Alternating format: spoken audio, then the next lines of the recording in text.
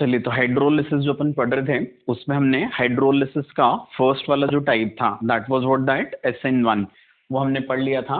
अब दूसरा वाला जो मैकेनिज्म होता है this is what that biomolecular mechanism which is also called what that SN2।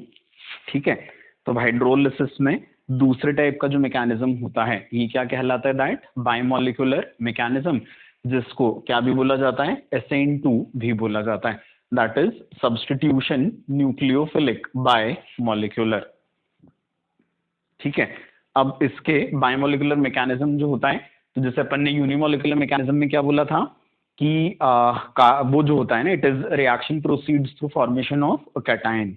ठीक, वैसे ही बायोमोलिकुलर मैकेनिज्म जो होता है इसकी क्या खासियत होती है, तो हम बोलेंगे यहाँ रिएक्शन जो होती है वो ट्रांजिशन स्टेट के थ्रू आगे बढ़ती है।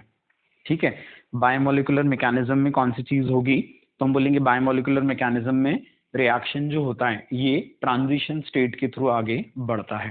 ठीक, ट्रांजिशन स्टेट जो होता है ये डिफाइन कर चुके अपन अर्लियर लेक्चर्स में, है ना। तो हम कौन सी चीज बोलेंगे, बायोमोलिकुलर मैकेनिज्म जो होगा that proceeds through what, transition state. ठीक, अब इसके एग्जांपल्स हम देखें तो इसके एग्जांपल्स में कौन सा रहेगा, पहला SiCl4 का हाइड्रोलिसिस। ठीक है, the very first example of biomolecular mechanism is what, so we say that SiCl4 का हाइड्रोलिसिस। ठीक, अब इसमें SiCl4 जो होता है ये इजीली हाइड्रोलाइज हो जाता है। ठीक है, जबकि इसी ग्रुप का जो कार्बन था उसका जो टेट्राक्लोराइड था उसका ऑर्डिनरी कंडीशंस में तो हाइड्रोलिसिस हो ही नहीं पा रहा था। हे ध्यान ही पड़ा था अपन ने, है ना। तो सबसे पहला क्वेश्चन जो बनता है रीजनिंग का वो यही है ना, कौन सा वाला, कि SiCl4 जो होता है ये इजीली हाइड्रोलाइज हो जाता है जबकि CCl4 का हाइड्रोलिसिस डिफिकल्ट था। ठीक है, SiCl4 का क्या बोला हमने, हाइड्रोलिसिस आसानी से हो जाता है जबकि CCl4 का हाइड्रोलिसिस वाज डिफिकल्ट। क्लियर है ना। इसको अपन अब कैसे समझेंगे, तो CCl4 का हाइड्रोलिसिस डिफिकल्ट था वो अपने को पता ही है। अब SiCl4 का आसानी से क्यों हो जाता है ये हमको देखना है। तो हम क्या बोलेंगे, यहाँ पे सेंट्रल एटम सिलिकॉन जो है ये क्या रहेगा, दैट इज थर्ड पीरियड का एलिमेंट है। ठीक है ना, SiCl4 में सेंट्रल एटम सिलिकॉन जो है ये थर्ड पीरियड का एलिमेंट होता है। ठीक, अब ये थर्ड पीरियड का एलिमेंट है तो इससे क्या, तो हम बोलेंगे थर्ड पीरियड का एलिमेंट है मतलब इसका साइज बड़ा है। ठीक है, इसका साइज बड़ा होने से क्या फायदा, तो हम बोलेंगे इसके ऊपर भी 4 क्लोरीन है, कार्बन पर भी 4 थे लेकिन इस पर 4 क्लोरीन रखने के बाद भी क्या हो जाएगा, incoming water as a nucleophile उसको अकोमोडेट करने के लिए इसके पास स्पेस की अवेलेबिलिटी होती है। आई बात समझ में, है ना। कौन सी चीज बोली हमने, SiCl4 में सेंट्रल एटम सिलिकॉन जो है ये थर्ड पीरियड का होने की वजह से क्या होता है, लार्ज साइज का होता है। ठीक है, लार्ज साइज का होने का क्या फायदा, तो हमने बोला इसके ऊपर भी CCl4 की तरह क्या है, यहाँ पर 4 क्लोरीन एटम्स हैं जिनका साइज भी बड़ा था। ठीक है, बट उसके बाद भी क्या था, तो हमने बोला इनके साइज भी बड़ा होने के बाद भी क्या होता है, सिलिकॉन पर वाटर जो इनकमिंग न्यूक्लियोफाइल है उसको रखने के लिए स्पेस की अवेलेबिलिटी होती है।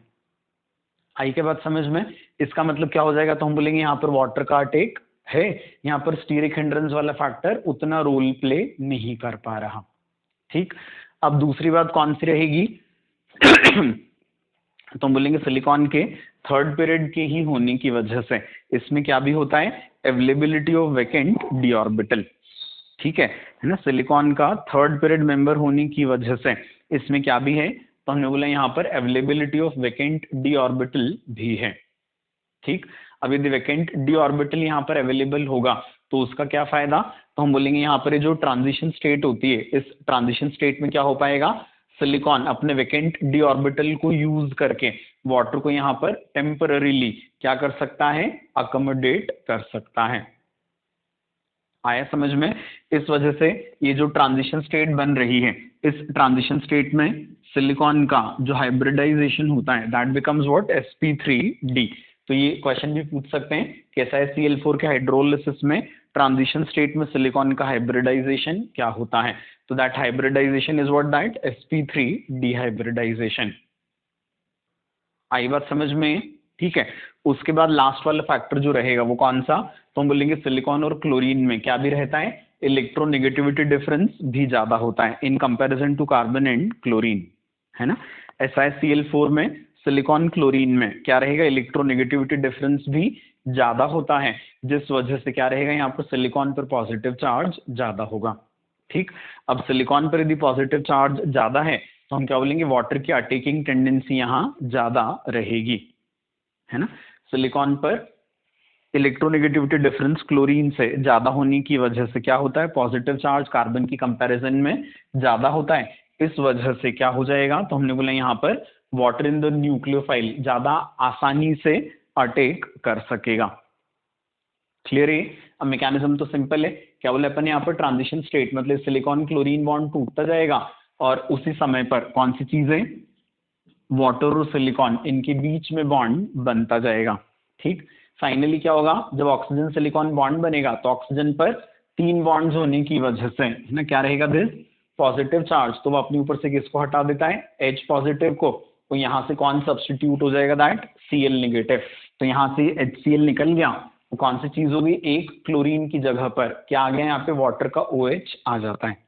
ठीक है, तो यहाँ पे फॉर्मेशन हो गया किसका, SiOH Cl3 का। ठीक, one of the chlorine atoms at silicon now that has been replaced by one OH from water। Clear है अच्छे से। अब क्या हो जाएगा, यही मैकेनिज्म, अभी 3 क्लोरीन और बचे हुए सिलिकॉन पर।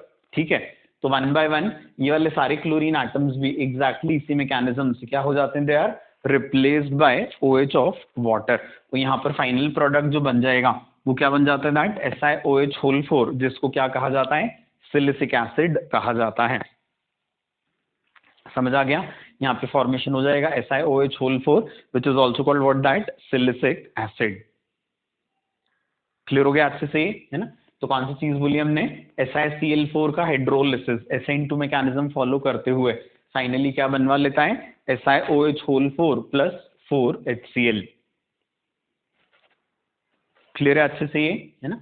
अब कौन सी चीज देखेंगे हम यहाँ पर, कि यदि हम सिलिकॉन के हैलाइड्स का हाइड्रोलिसिस कंपेयर करें तो इसमें क्या होता है, हाइड्रोलिसिस का जो रेट होता है, that is SiF4 more than SiCl4 more than SiBr4 more than SiI4।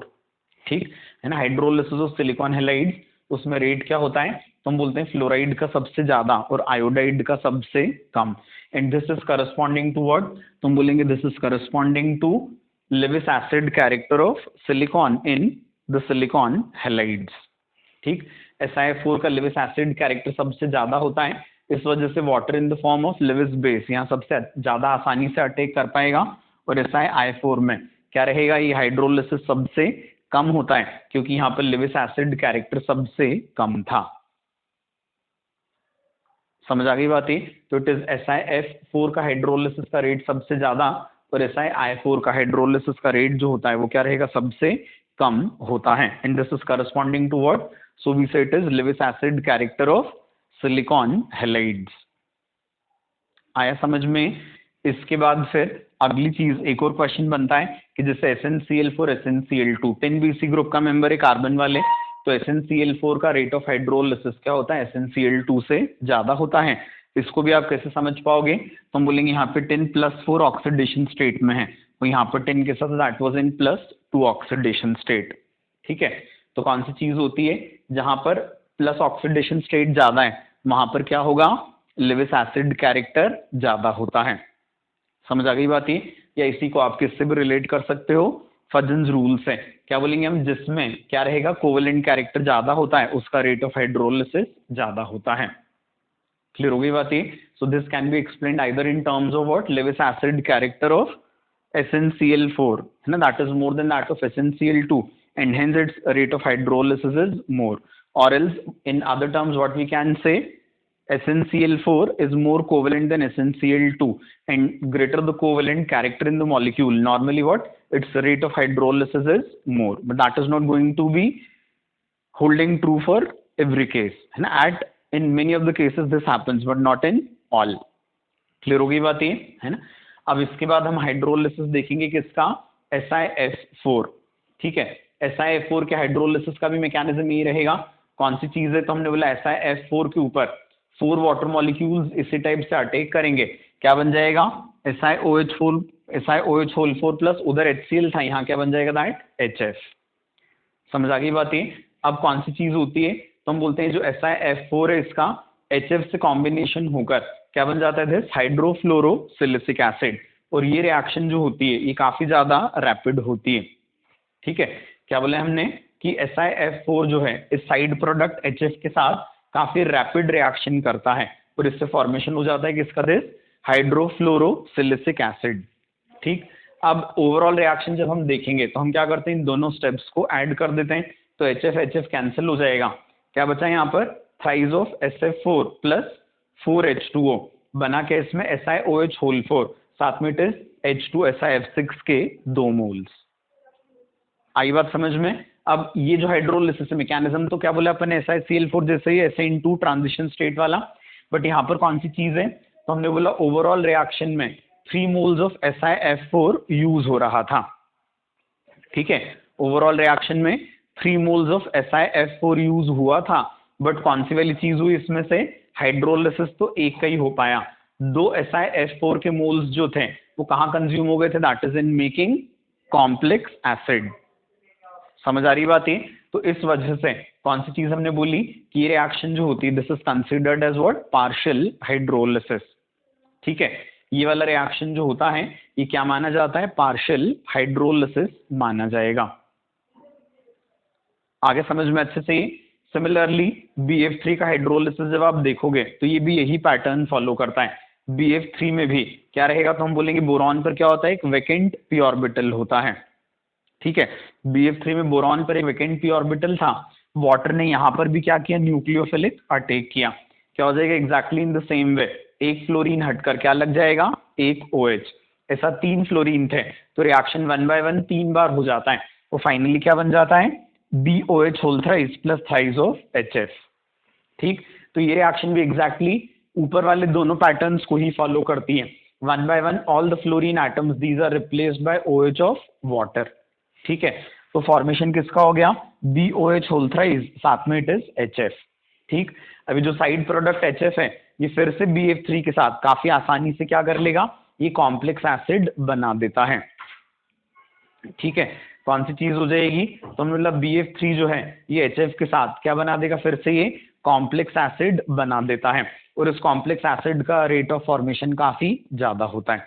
ठीक है, फिर से इन दोनों स्टेप्स का जब एडिशन किया जाएगा तो इन दोनों स्टेप्स के एडिशन पर क्या होगा, तो हम बोलेंगे यहाँ पर 4BF3 प्लस 3H2O क्या बन गया, BOH whole thrice and thrice of HBF4।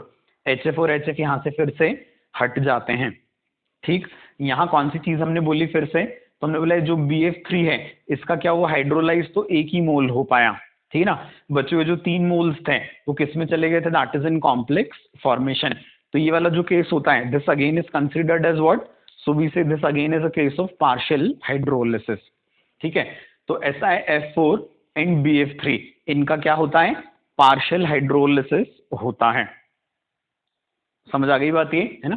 तो SiCl4 that was undergoing complete hydrolysis while SiF4 and BF3 इनका हाइड्रोलिसिस कैसा होता है, दैट इज पार्शियल हाइड्रोलिसिस। आगे समझ में आता है अच्छे से। अब इसके आगे अपन SN2 हाइड्रोलिसिस के और एग्जांपल्स देखेंगे।